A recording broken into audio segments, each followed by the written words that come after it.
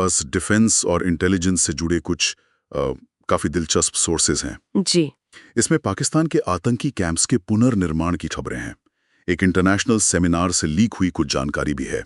अच्छा। फिर भारत के नए डिफेंस डील्स, एक अहम नियुक्ति और ईरान पर जो अमेरिकी हमले हुए उससे जुड़ी भी कुछ बातें हैं। बिल्कुल, तो कोशिश यही रहेगी कि इन सब सोर्सेज से जो ज़रूरी जानकारी है उसे निकालें और समझें कि रीजनल सिक्योरिटी और टेक्नोलॉजी के लिहाज से इसके मायने क्या हैं। हाँ, तो चलिए इन खबरों की तह तक चलते हैं। जी।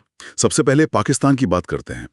एनडीटीवी और कुछ इंटेलिजेंस सूत्रों के हवाले से ये खबर है कि आईएसआई और पाक सेना जो ऑपरेशन सिंदूर हुआ था, हाँ। उसके बाद जो आतंकी लॉन्च पैड्स और ट्रेनिंग कैंप्स तबाह की हुए थे, उन्हें वो फिर से बना रहे हैं। अच्छा। खासतौर पे पीओजे और एलओसी के पास। और दिलचस्प बात यह है कि इस बार फोकस है छोटे कैंप्स पर जो घने जंगलों में छिपे हों और बेहतर टेक्नोलॉजी वाले हों। मतलब पहले से ज्यादा सोफिस्टिकेटेड बनाने की कोशिश। हाँ बिल्कुल।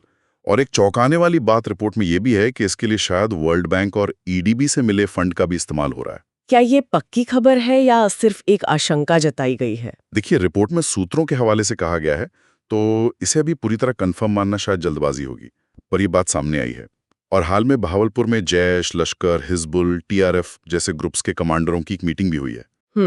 यहाँ एक और बात जोड़ने वाली है। ये जो पुनर्निर्माण की खबरें हैं, ये मई में हुए संघर्ष में पाकिस्तान को जो नुकसान हुआ था उसकी पुष्टि के बाद आ रही हैं। हाँ, वो इंडोनेशिया वाले सेमिनार की बात कर रही हैं। जी बिल्कुल। इंडोनेशियाई एयरफोर्स के एक सेमिनार की एक स्लाइड लीक हुई थी।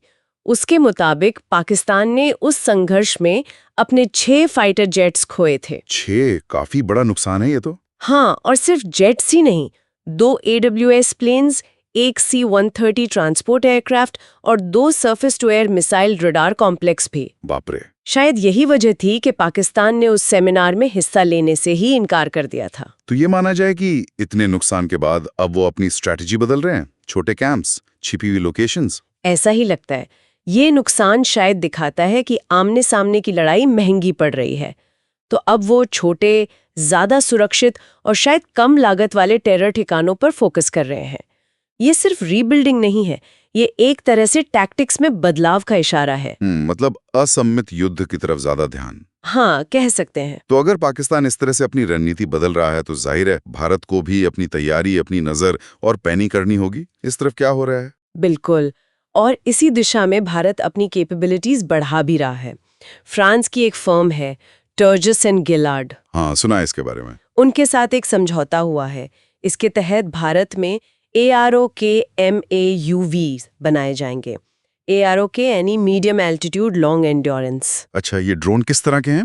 मतलब क्या खासियत है इनकी? ये ऐसे ड्रोन्स हैं जो काफी ऊंचाई पर, मतलब मीडियम एल्टीट्यूड पर बहुत देर तक उड़ सकते हैं, करीब 24 घंटे से भी ज्यादा। 24 घंटे? जी, लगातार निगरानी कर सकते हैं और जरूरत पड़ने पर हमला भी।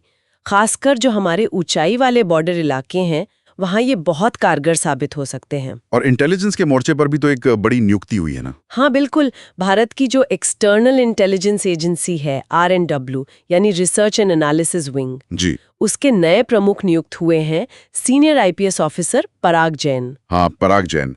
इनकी नियुक्ति को इस समय काफी अहम माना जा रहा है ना? इनका पिछला अनुभव क्या कहता है? जी, उनका अनुभव काफी प्रासंगिक है।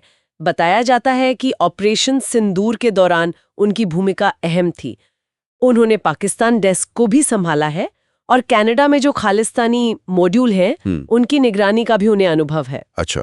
तो ये सब देखते हुए मौजूदा जो सिक्योरिटी चैलेंजेस हैं, उनसे निपटने के लिए उनकी नियुक्ति काफी महत्वपूर्ण लगती है। सही बात है। तो एक तरफ ये एरोक UAV डील और दूसरी तरफ रॉ में ये नई लीडरशिप, ये भारत की ओवरऑल तैयारी को दिखाता है। बिल्कुल।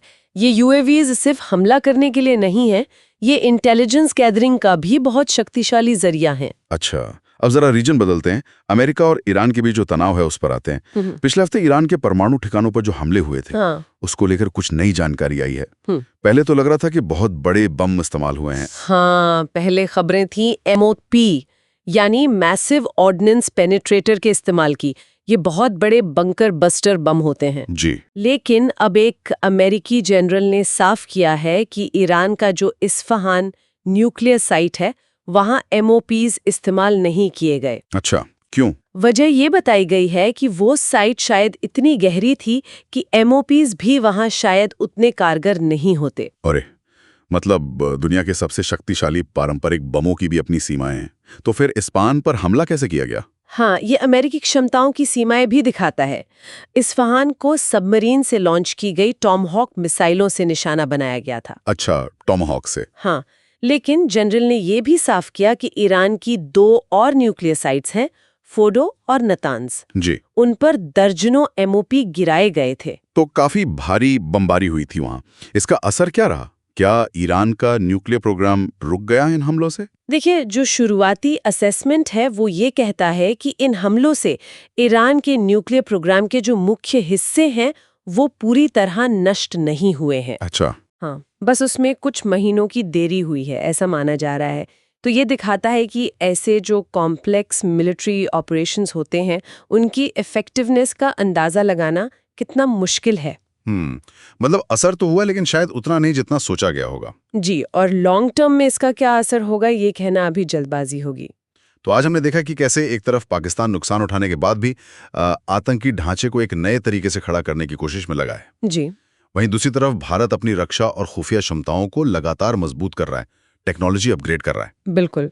और साथ ही ईरान पर जो अमेरिकी हमले हुए उसकी भी एक ज्यादा साफ तस्वीर सामने आई है, जिसमें क्षमताओं और सीमाओं दोनों का पता चलता है। हाँ, ये सारे डेवलपमेंट्स इस रीजन की जो बेहद कॉम्प्लेक्स और लगातार बदलती हुई सुरक्षा स्थिति है उसी को दिखाते हैं।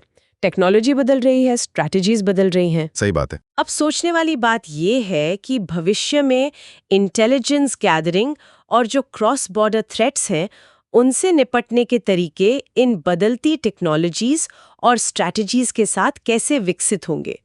क्या सब कुछ टेक पर निर्भर करेगा या जो पारंपरिक तरीके हैं उनके नए रूप देखने को मिलेंगे? ये एक अहम सवाल है। बिल्कुल, इस पर सोचना जरूरी है।